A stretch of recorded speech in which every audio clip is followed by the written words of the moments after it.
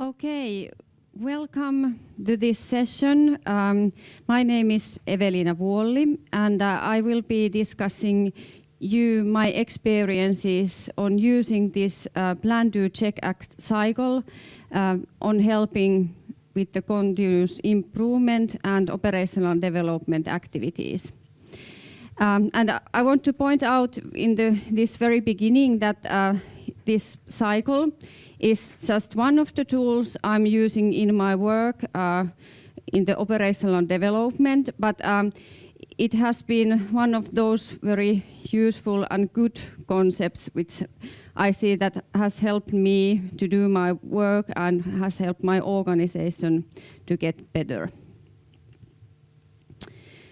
Okay, so some background on myself and also why this Plan, Do, Check, Act concept has become one of the cornerstones I nowadays use.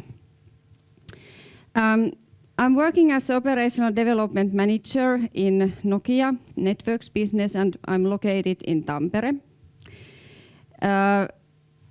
I and my organization, we have a long history of doing improvement actions. So as long as I remember, we have done various quality and improvement initiatives.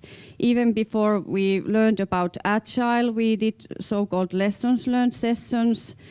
And we have been actually very good on doing all sort of action plans with various titles for various stakeholders who have asked to do some kind of improvement activities.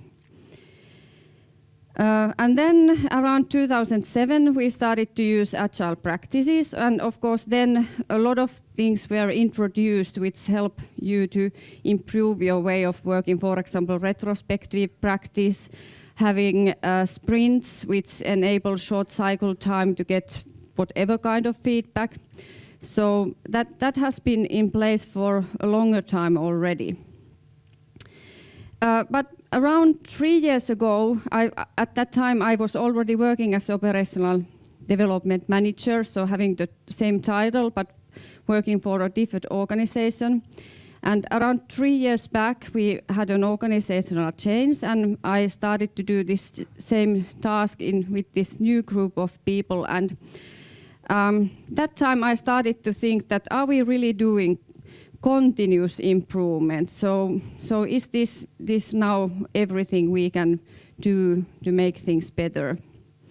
And of course, because that's my role to take care of the operational development in whatever way it is needed. So I was also considering from very personal perspective that how can I help my organization best to go forward?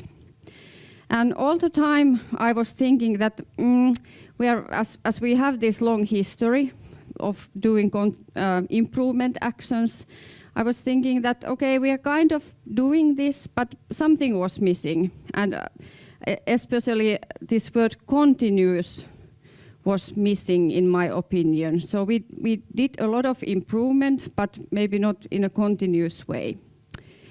So this presentation now will tell you more about these findings I have done and my organization has done during this journey, that what actually helps to get towards continuous improvement and what kind of insights we have had. And I will start with the Plan, Do, Check, Act cycle as a basic concept and then come to our learnings. Okay, so here is the cycle, Plan, Do, Check, Act. It's quite often also called as Deming cycle because Edward Deming has been the person who has made it very popular. But actually, for me, it was also new information when I put together this presentation that the roots of this idea are already in the 1700th century when a person named Francis Bacon made a scientific method which was not quite like this, but kind of the basis from where this has developed. So this is very old concept, in such sense nothing new. But anyway, in this format, it has been lately introduced. So the steps are simply plan. So this is the step when you start thinking that what are the things you want to improve, what are the things you want to reach, what are the goals you are going towards to, and then you make a plan how you will get there to that target. And it is good to note that this concept can be used in very small things, like that, for example, a Scrum team might be thinking that we are having too long stand-up meetings, they are 20 minutes, and we want to keep them in 15 minutes. So they could use this concept to improve that situation. Or then you can have very, very much larger topics to handle.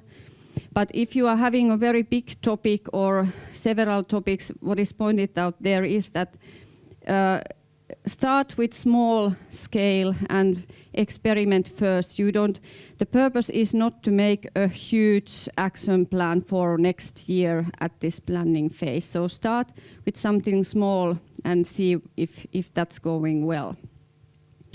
And most probably this is very self-evident to you, but because it's so important, I will point it out. So you need to record the improvement action somewhere, whatever place that is. It might be flip chart, your Kanban board, Excel sheet, whatever format, but you need to record the plan somehow so that you can get back to that. And you will need that later on. And then this is maybe kind of the most straightforward step, at least for me. So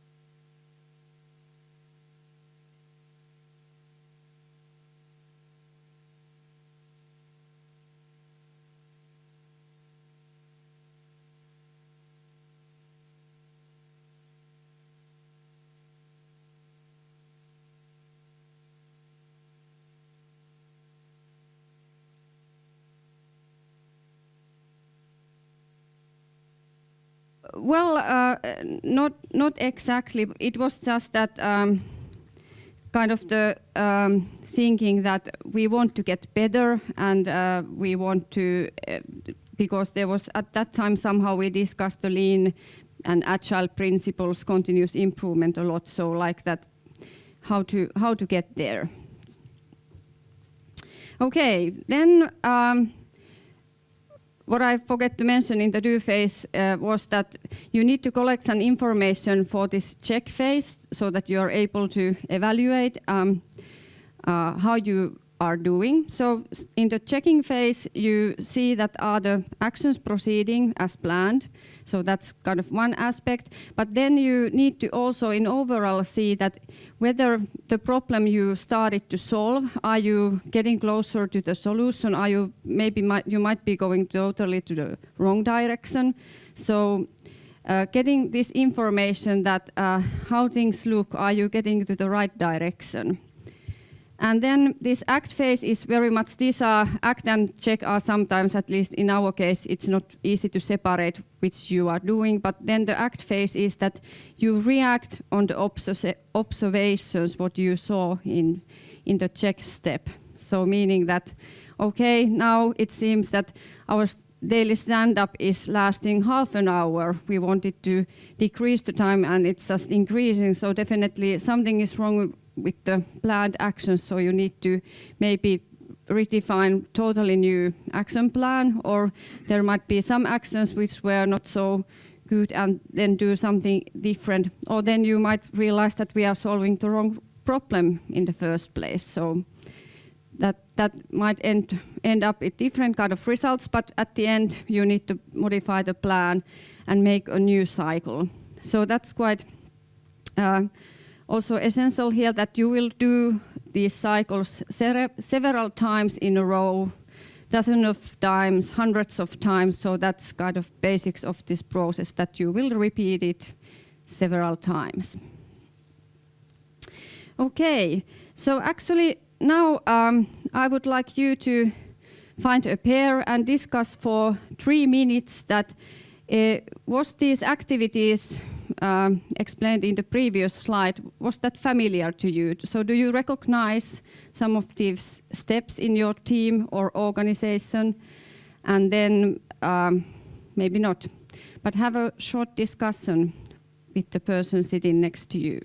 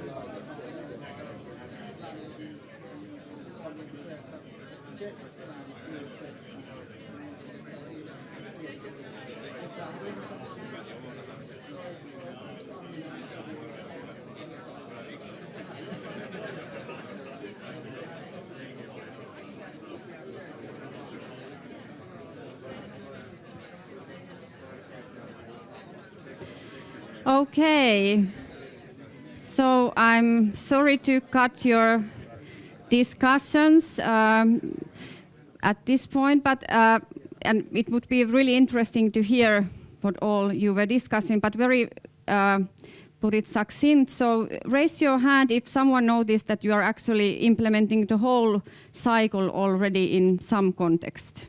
Raise your hand up. Okay, couple of people. And then how about that you are seeing partly the activities ongoing in your team? Okay, a lot more. And was there maybe someone that this was totally new and you didn't recognize anything? Okay, maybe someone, yeah, that was kind of the distribution I was also expecting. Okay, so let's go then to our experiences, that what happened to us and what kind of things we were thinking when applying, and we are still applying this concept in practice. So what considerations we have done during the journey. So this is one of the very soon, like when we started to think about this concept. So this was the thing we considered. We are a big organization. There are a lot of stakeholders, so all these organizations are related to the improvement actions and operational development somehow. We have our own R&D organization locally in Tampere. Then we have a program organization looking after the feature development. Then we have various global organizations, for example, quality organization, who has often input for us related to the improvement actions. We have other business lines that we are cooperating with, and very many different stakeholders who at least every now and then have inputs for us and who want to hear how we are improving on certain topics. And then, of course, then how the work is actually done. So a product is done in so-called value streams. So that's our own concept. Most probably project is a good word for that. It might be more familiar to you. So we have these projects which have certain product area entities they are taking care of.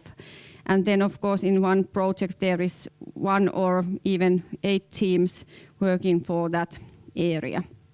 So this is how we work. And we first thought, okay, before going to that, so what we recognize already there in the early phase is that each of these teams or levels, there sometimes are common improvement actions ongoing with shared reporting maybe even, and having shared KPIs. But then you can have very different actions ongoing. For example, one team might want to introduce Kanban as their practice, and then in the local R&D organization we might be focusing on improving user experience competence, and then the others are not so interested on these activities. So it can be the same and it can be the different. We first thought that we will create the improvement backlog in this R&D organizational level, but then we started to consider that how to integrate these improvement activities with the daily work. So, and then we realized that that's the wrong place. That's more or less just management. And rather we decided that we will focus on how a value stream or a project improves the product and way of working. So this is now the main focus where we have been applying this Plan, Do, Check, Act concept. And of course that's happening also in other places, but this is like something we have really put effort to make working.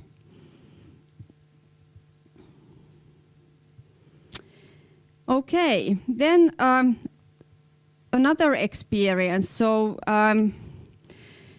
this might be also quite self-evident now that I have learned this, but in the beginning it wasn't. So you need to go through the whole cycle, really. So what we actually, when I said in the beginning that I had these questions that are we doing everything needed and is there something missing? And actually there was something missing. So we are very good on planning. We are great on making action plans, finding owners, deadlines. Sometimes we are even good on effort estimation. So that we do very well, and we can make so many plans as someone wants to. We are also quite good on execution. So if we decide to do something, we typically do that. But what we didn't do earlier was this follow-up. So we started a lot of parallel qualitative actions and improvement initiatives, made good plans, started to execute, but then something else came up and we started a new project and new improvement action, and then something else came up and then we started yet again new, and we never, or maybe that's too harshly said, but we quite rarely came back to the previous action plans and previous actions started. So we actually never finished anything. And we didn't check that are we proceeding or not. Somehow they just got forgotten, those initiatives. So if you are missing 2 legs of the table, so this is what happens. So this was one learning point for us. And actually the learning here is an important word. The whole idea of this cycle is to learn from the experience or things you have done. So if you don't finish the whole cycle, you will kind of lose the learning part. And since this was an issue for us, we thought that what are the corrective actions, that what we do need to do to make things better. So we actually stated very clearly, wrote it down, that what it means to have a check phase, what it means to have an act phase. And for example, in the check phase, not all the project had yet any KPIs or any measures how they were checking are they succeeding. So actually a topic Koiko Achik was also talking in his presentation that you need to know how to measure the success, and you need to define those measures for yourself. And it might be very improvement. If you are doing a specific improvement activity, those measures might be very specific for that as well.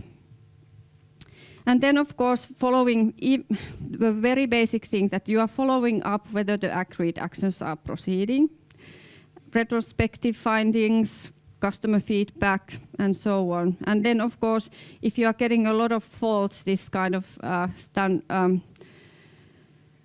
very basic practice doing the root cause analysis is good to do every now and then. And then in the check phase, I think that this was also one good insight for us, that we very clearly stated that the project leadership team needs to check these observations from the check phase every now and then. And I think that nowadays it's more or less so that the KPIs and this action progress is checked even on a weekly basis. And then these other things may be monthly, maybe quarterly, depending a bit on the case. So this kind of practice we put together. And then, of course, modifying your plan, and what is important that you need to modify also the measures every now and then. So there is no one right KPI set to start with. You really need to consider what you measure, and then you need to modify that set every now and then. Okay, so second time for you to reflect what you have heard so far. So I just explained what has been more difficult steps for us and what were more easier places. So discuss with your peer for a couple of minutes that can you recognize that what are your strengths and weaknesses regarding this cycle?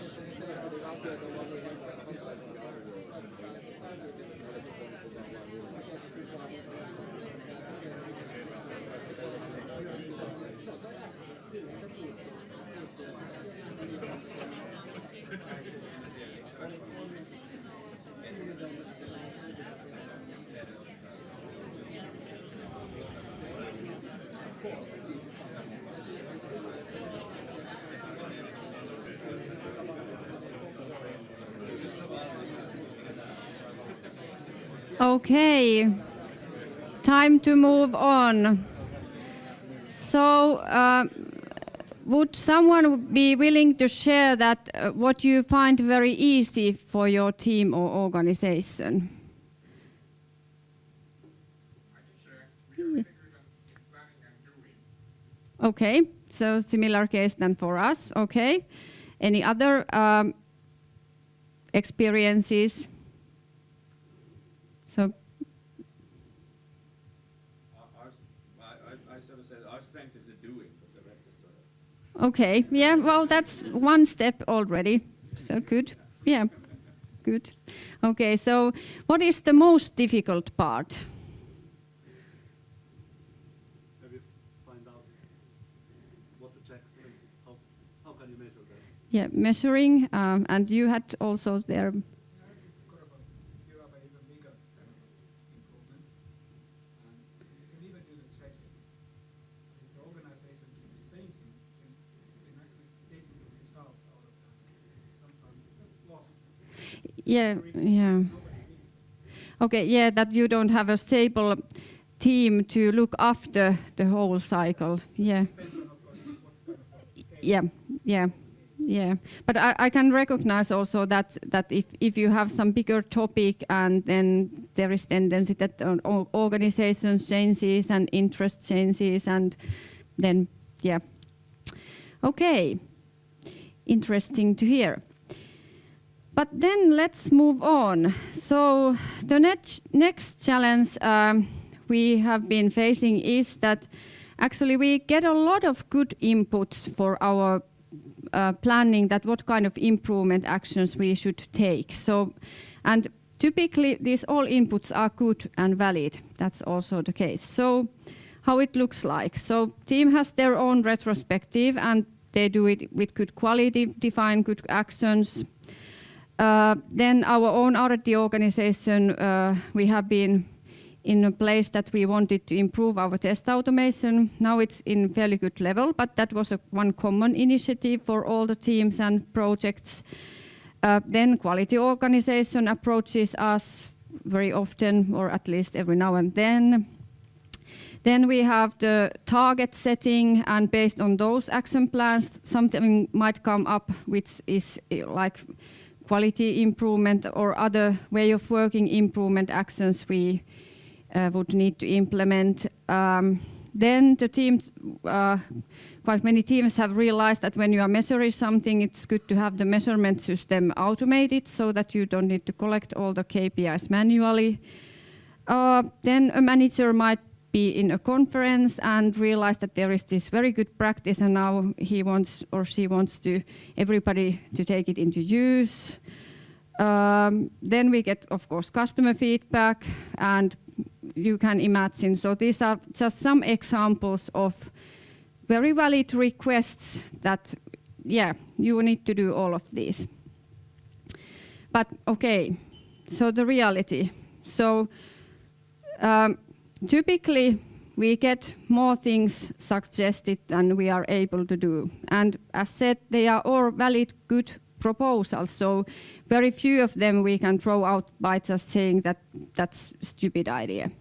So how to handle this all is that what we have found very essential is that you need to have one consolidated backlog for the continuous improvement actions. So earlier we had most probably the projects had their own initiated actions in one backlog, but then all these other inputs coming from other organizations and stakeholders, they were a bit scattered somewhere.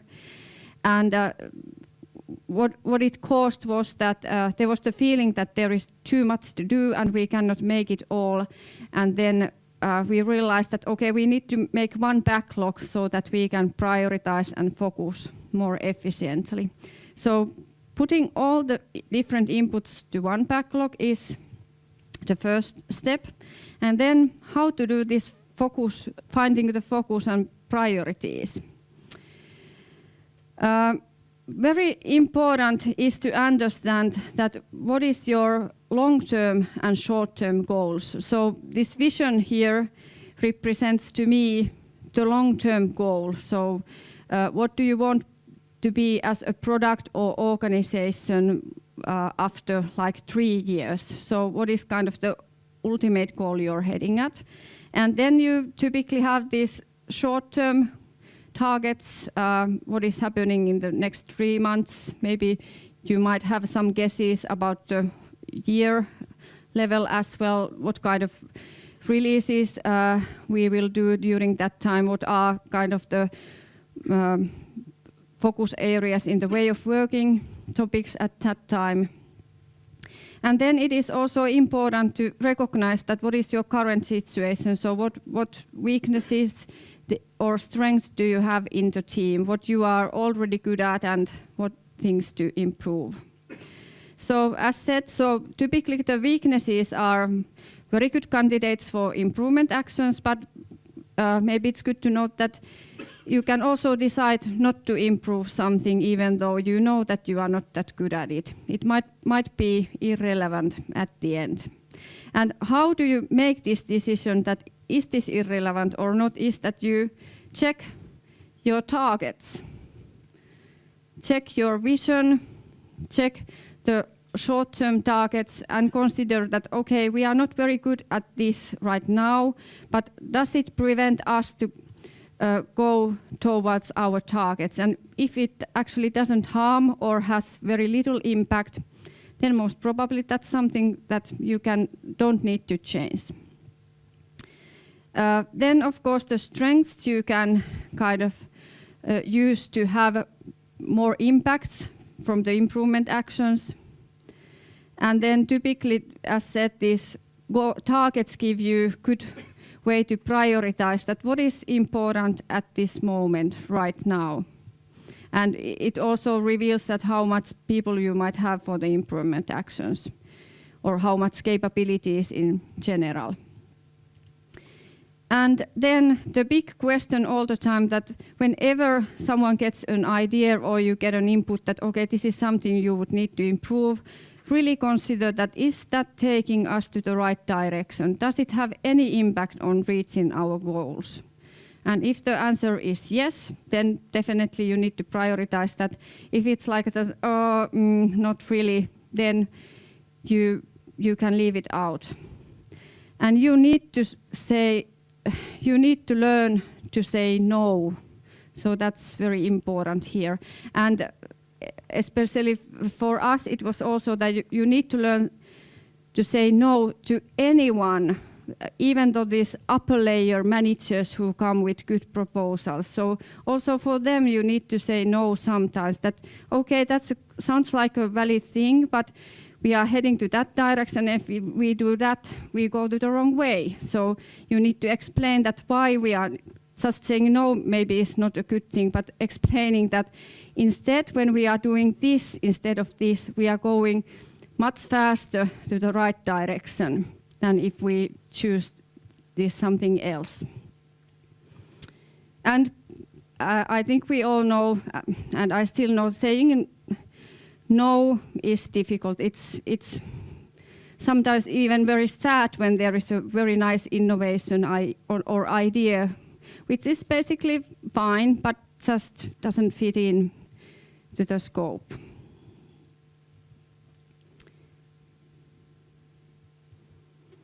Okay, so then we are heading to the conclusions. So in general, what I think about this Plan, Do, Check, Act concept nowadays. So first of all, I find it very practical. This has been one of the very practical tools that I have been able to use in my work. So this is not something just on the paper. And in the beginning, I had this question that what was missing in our improvement actions earlier. So being systematic was definitely the one. So systematically going through this cycle again and again and again and again. But that's actually really important, that being systematic, and a related topic that do this in such a dimension that you can really integrate this to the daily work. For example, in our case, since we are having the improvement backlog for the project, so that the project meeting is the place, that meeting which is anyway happening on a weekly basis typically. So that is the place where you also discuss the improvement actions, and that's not something add-on happening somewhere else. So integrating it to your daily practices, whatever they are. And the kind of bad news is that this requires effort. So improvement actions are work business as usual. They require effort. You need to reserve time for them. And then remember the follow-up. So in a similar way, I think that we are typically quite good on following the project progress, how our features are they getting ready or not. So in a similar way, following up this continuous improvement can be done. And now I've explained how we have implemented this concept, but I encourage you to really think that how, if you want to use this, that how does this fit best in your case. So this is quite simple concept, not having much flesh around the bones, and you need to consider yourselves that what is the best implementation for you. And really, when doing the continuous improvement backlog, so you really need to understand the big picture. So what has been mentioned today and also in yesterday's workshop several times, that you need to understand the business value you are providing, and actually these improvement actions, you need to always look at the business value when you are deciding that what kind of activities we will start, what is essential. And if you don't have clear targets, if you don't know the big picture, actually it doesn't much matter what kind of improvement actions you do either, because you never know if you are going to the right direction. So understanding the big picture is really essential here. And when you and your team have the understanding that, okay, this is the thing we are doing, we are going to that direction, then also the improvement actions, they are initiated kind of from the internal motivation. They are not something that somebody else comes to you and says that you need to do this, and then you're, okay, we will do that. But it's rather that you really see that if we want to get there, we need to do this. And so there is totally different motivational aspect also included.